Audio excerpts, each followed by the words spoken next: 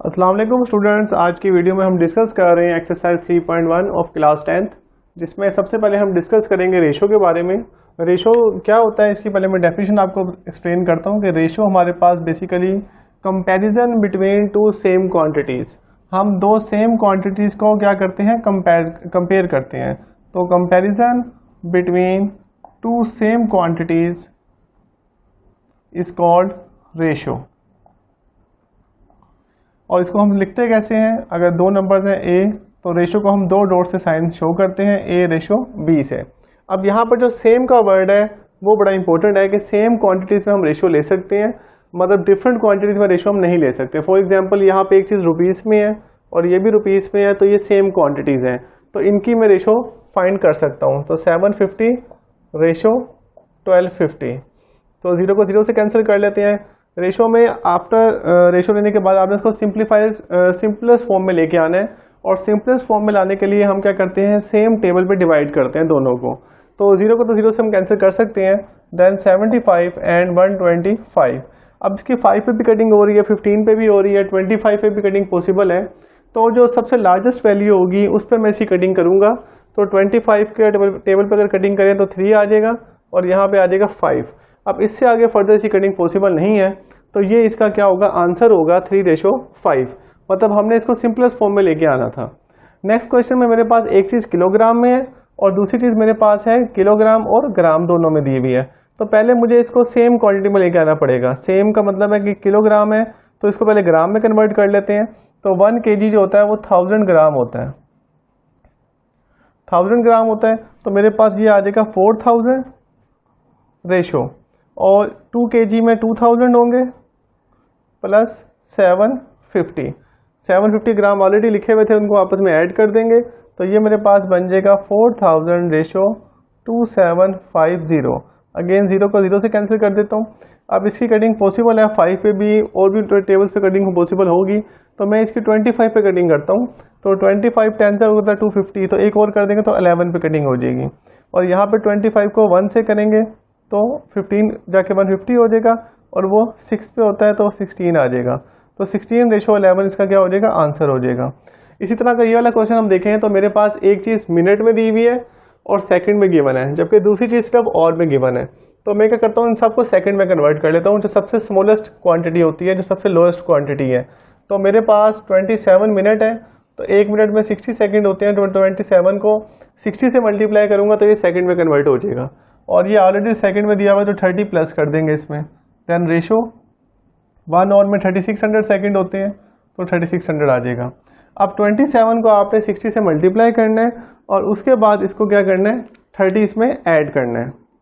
तो इसको जब मल्टीप्लाई करेंगे हम 27 को 60 से, तो वो मेरे पास आ जाएगा 1620, और प्लस 30 में ऐसे ही लिख देता हूँ।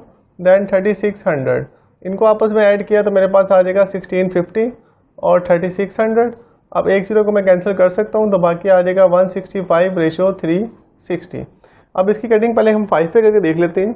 तो 5 को 3 से करेंगे 15, 1 कैरी, अगेन 3 पे करेंगे तो 15 पूरा पूरा डिवाइड हो जाएगा। इसी तरह 5 को 7 से करेंगे तो 35, 1 कैरी, तो 72 आ जाएगा। अब इन दोनों को पॉसिबल हो रहा है 3 के ऊपर कटिंग। तो 3 को 11 से करेंगे तो 33, और 3 को 24 से करेंगे तो 72। तो ये मेरे पास क्या आ जाएगा, फाइनल आंसर आ जाएगा इसकी रेशो। ओके स्टूडेंट, नेक्स्ट पे क्वेश्चन नंबर 3 पे मूव करवा रहा हूँ, जिसमें मेरे पास एक इक्वेशन गिवन है, और उस इक्वेशन से मैंने x रेशो y की वैल्यू फाइंड करनी है। इस x रेशो y को मैं लिख सकता हूँ x ओवर y भी लिख सकता हूँ अपनी आसानी के लिए। तो सबसे पहले हम इसको सॉल्व करते हैं। 3 × 4x plus -5y is equal to 2x minus 7y। अब पहला जो मेरा इसमें स्टेप होगा वो होगा कि मैंने x वाली टर्म्स एक तरफ कर लेता हूँ और y वाली टर्म्स को एक तरफ कर लेता हूँ। तो मेरे पास 3 को जब 4 से मल्टीप्लाई करूँगा 12x, देन 3 को 5 से 15y, पहले ब्रैकेट ओपन कर रहा हूँ, और 2x माइनस 7y एडिटिव लिख देते हैं। अब 2x यहाँ प्लस हो रहा है, इधर आके माइनस हो जाएगा, ताकि x वाली वैल्यू एक तरफ हो जाए और y वाली वैल्यू एक तरफ हो जाए। तो -7y प्लस 15y, ये नेगेटिव 15 था, उधर के पॉजिटिव हो जाएगा। तो यहाँ से मेरे पास आ जाएगा 10x is equal to 8y। अब मैंने वैल्यू फाइंड करनी है x ओवर y की। इसका मतलब है y जो मेरे पास है वो डिवाइड में होना चाहिए, डिनोमिनेटर में होना चाहिए। तो y यहाँ पे आके डिवाइड हो जाएगा x से, और 10 उधर जाके डिवाइड हो जाएगा 8 से। तो कटिंग करके इसका जो आंसर आ जाएगा वो आ जाएगा 4/5। और इसको मैं इस तरह भी लिख सकता हूँ कि x रेशो y का जो आंसर आया वो आया 4/5। तो यही मैंने फाइंड करना था x रेशो y का जो आंसर आया। Okay student, next question number 5 पे मूव कर रहे हैं, जिसमें मेरे पास if the ratio of 3x + 1 ratio 6 + 4x and 2 ratio 5 are equal. मतलब दो रेशो मेरे पास इक्वल दी हुई है इसमें, जो कि है 3x + 1 और रेशो को मैं डिवाइड के फॉर्म में लिख सकता हूँ 6 + 4x, ये इक्वल है 2/5 के। ये हमें क्वेश्चन में गिवन है और मैंने इसे फाइंड करनी है वैल्यू x की। तो इसके बाद मैं इसको क्रॉस मल्टीप्लाई कर सकता हूँ, 5 यहाँ डिवाइड हो रहा है, इसको लेकर मल्टीप्लाई कर सकते हैं और ये 2 से मल्टीप्लाई हो सकता है। तो 5 के साथ मल्टीप्लाई हो जाएगा 3x + 1 and is equal to 2 × 6 + 4x। तो जब इसको मल्टीप्लाई करेंगे तो यहाँ से 15x आ जाएगा प्लस 5, दोनों से मल्टीप्लाई करेंगे इसको, 2 को 6 से करेंगे 12, देन 8x। अब x वाली वैल्यू एक तरफ कर लेते हैं और कॉन्स्टेंट्स को एक तरफ, तो 8x यहाँ पे आके माइनस हो जाएगा और 5 वहाँ जाके माइनस हो जाएगा, तो ये आ जाएगा 7 और यहाँ से भी 7x आ जाएगा, तो 7 वहाँ जाके डिवाइड हो गया, तो 7/7 कट के आंसर आ जाएगा 1। तो यही मैंने वैल्यू फाइंड करनी थी x की। इसके बाद जो मेरे पास नेक्स्ट क्वेश्चन है उसको सॉल्व करने के लिए मेरे पास आपके पास एक क्वेश्चन में 2 numbers are in the ratio 5/8, मतलब 2 नंबर्स आपको 5 और 8 की रेशो में गिवन है। अब इससे आपने ये सपोज नहीं करना कि जो पहला नंबर है वो 5 है, दूसरा नंबर 8 है, क्योंकि वो नंबर हमने फाइंड करने हैं। क्योंकि ये रेशो का जो मतलब होता है 5/8, इसका मतलब ये है कि मेरे पास हो सकता है नंबर एक 15 होता और दूसरा 24 होता। तो कटिंग करने के बाद ये वैल्यू बनी है, 3 पे कटिंग करेंगे तो 5 आ जाएगा और 24 पे कटिंग करेंगे तो 8 आ जाएगा। ये पॉसिबल हो सकता है कि एक 10 हो और दूसरा 16 होता, तब भी मेरे पास अगर A 10 है और B 16 है तो इनकी अगर कटिंग करूँगा तो 5 और 8 की रेशो बनेगी। तो मुझे रेशो गिवन है, मैंने ये फाइंड करना है कि वो कौन से नंबर थे जिनको कटिंग करने के बाद 5 और 8 बने।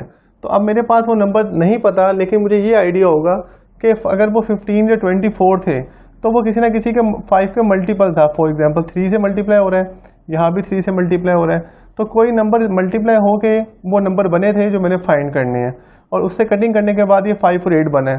तो इसलिए मेरे पास अगर 3 नहीं पता तो मैं इसको x सपोज कर लेता हूँ। तो जो पहला नंबर मेरे पास होगा वो होगा 5x और दूसरा नंबर क्या होगा 8x।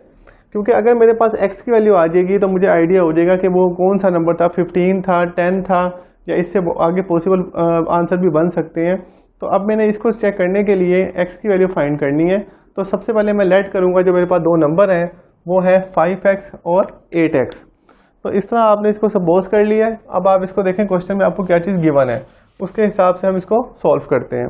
तो मेरे पास इफ़ 9 इज़ एडिड, सबसे पहले to each number we get a new ratio, मतलब मेरे पास इन दोनों की रेशो है 5x/8x। अगर मैं इसमें 9 ऐड करता हूँ तो मेरे पास जो न्यू रेशो बनेगी वो बनेगी 8/11। ये मुझे गिवन है कि मतलब 9 मैंने ऐड करना है, प्लस करना है टू ईच नंबर, दोनों नंबर्स में। तो मेरे पास जो नई न्यू रेशो बनेगी, मतलब न्यू रेशो तभी बनेगी जब ये रेशो की मेरे पास होगी, तो उसको मैंने रेशो की फॉर्म में लिखा और उसको बराबर रख दिया 8/11 में। अब इसी तरीके से इसको सॉल्व करेंगे क्रॉस मल्टीप्लिकेशन से। 11 यहाँ पे आके मल्टीप्लाई हो जाएगा और 8 के साथ मल्टीप्लाई हो जाएगा 8x + 9। इसको फर्दर सॉल्व कर लेते हैं। 55x + 99 is equal to 64x + 72। Again x वाली वैल्यू को मैं एक तरफ कर लेता हूँ। तो मेरे पास अब ये 55 छोटा है तो मैं इसको उधर जाके माइनस कर देता हूँ। 64x - 55x और 99 में से माइनस हो जाएगा 72। तो यहाँ से आ जाएगा 27 और यहाँ से आ जाएगा 9x। तो इसको आगे सॉल्व करने के लिए मेरे पास 9 ताकि डिवाइड हो जाएगा, तो 27/9 x की वैल्यू मेरे पास आ जाएगी 3। अब आंसर मेरा x नहीं है, मैंने नंबर्स फाइंड करने थे। तो फर्स्ट नंबर मेरा था 5x, फर्स्ट नंबर वो 5x था, तो 5 × 3 वो आ जाएगा 15। और सेकंड नंबर मेरे पास था 8x, तो 8 में जब x का वैल्यू पुट करूँगा 8 × 3 तो वो मेरे पास आ जाएगा 24। तो ये मेरे दो आंसर होंगे 15 एंड 24 जो मैंने फाइंड करने थे। Okay student, next question number 9 पे मूव कर रहे हैं, जिसमें मेरे पास a रेशो b की वैल्यू गिवन है 7/6। तो अगर इसको मैं लिखूं a/b मेरे पास गिवन है 7/6। अब इसका मतलब ये नहीं है कि a की वैल्यू 7 है और b की वैल्यू 6 है। ये a और b की रेशो गिवन है। हो सकता है a की वैल्यू 14 हो, b की 12 हो। आफ्टर कटिंग करने के बाद ये वैल्यू रेशो हमारे पास आई है 7/6। और मैंने जो फाइंड करनी है वैल्यू, वो मैंने फाइंड करनी है 3a + 5b ratio 7b - 5a। और इसको मैंने यूज़ करना है जो मुझे गिवन वैल्यू है। तो अगर आप गौर से देखें तो मेरे पास b जो है वो डिवाइड में लिखा हुआ है। अगर b डिवाइड में लिखा हुआ है तो मैं a/b वाली फॉर्म बना सकता हूँ इसको। अगर मैं यहाँ भी b से डिवाइड कर दूँ और यहाँ भी b से डिवाइड कर लूँ तो मेरे पास क्या होगा, मैं दोनों तरफ b से डिवाइड करता हूँ, उससे मेरे पास a/b बन जाएगा, जिसकी वैल्यू मैं लिख सकता हूँ 7/6। और ये b कटिंग हो जाएगी, इसकी b कैसे कैंसिल हो जाएगा b से, और a/b की वैल्यू पुट कर सकता हूँ। अब b से मैंने इसलिए डिवाइड किया क्योंकि मुझे a/b की वैल्यू गिवन थी। अगर b/a की वैल्यू गिवन होती तो मैं a से डिवाइड करता पूरी जो रेशो मुझे गिवन है। तो इसको कटिंग कर देते हैं b को b से, इसकी भी कटिंग हो जाएगी। a/b की वैल्यू मेरे पास है 7/6, तो यहाँ पर लिख देंगे 7/6 + 5, देन रेशो 7 5 और a/b की वैल्यू है 7/6, वो यहाँ भी पुट कर देते हैं। इसको जब मल्टीप्लाई करेंगे 21/6, कटिंग करने की ज़रूरत नहीं है, आप इसको वैसे ही मल्टीप्लाई कर लें। Then ratio 7 - 35/6। अब एलसीएम ले लेते हैं दोनों साइड्स पे, तो 6 एलसीएम आ जाएगा। और एलसीएम लेने के बाद मेरे पास 21 एडिटिव आएगा और 6 इधर के मल्टीप्लाई हो जाएगा, तो ये हो जाएगा 30। इसी तरह 6 इधर मल्टीप्लाई होगा तो 42 - 35/6। ये 6 से कैंसिल मैं कर सकता हूँ क्योंकि रेशो में सेम टेबल पे मल्टीप्लाई डिवाइड कर सकते हैं। तो यहाँ से मेरे पास आ जाएगा 51 रेशो और 7। तो यही मेरा आंसर है जो मुझे रिक्वायर्ड था। इस वैल्यू की जो रेशो बनेगी वो ये बनेगी 51/7। उसके बाद क्वेश्चन नंबर 10, ये कि बेसिकली एक MCQ या शॉर्ट में बन सकता है। इसमें आपके पास 4x की आपने वैल्यू फाइंड करनी है। तो पहला काम आप ये करें, इसकी क्रॉस मल्टीप्लिकेशन कर दें, तो 24x मेरे पास आ जाएगा 6 × 7। अब आप गौर से देखें, मैंने यहाँ पर मुझे 4x की वैल्यू फाइंड करनी है। तो 24 को मैं किससे डिवाइड करूँ कि मेरे पास 4x बन जाए, तो वो मेरे पास होगा 6। अगर 6 से इसको डिवाइड करता हूँ तो मेरे पास कटिंग करने के बाद 4x बन जाएगा। तो 6 से इधर भी डिवाइड कर देते हैं और इधर भी डिवाइड कर देते हैं, ये कैंसिल हो जाएगा और इसकी कटिंग करके आ जाएगा 4x और यहाँ से बचेगा 7। तो 7 इसका आंसर होगा जो कि मुझे 4x की वैल्यू चाहिए थी। उसके बाद नेक्स्ट क्वेश्चन नंबर 11 है। इसका पार्ट नंबर 1 है जिसमें मुझे x की वैल्यू फाइंड करनी है और ये मुझे 4 वैल्यूज गिवन है। तो आपने सबसे पहले इसमें रूल अप्लाई करना है, product of mean is equal to product of extreme.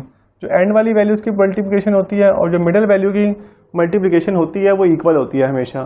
तो मैं इसको लिख सकता हूँ 3x - 2 × 7 = 4 × 2x + 3। इसके बाद नेक्स्ट टाइम में उसके ब्रैकेट को ओपन कर लेते हैं। 7 को 3 से मल्टीप्लाई करेंगे 21x - 14, इसी तरह 8x + 12।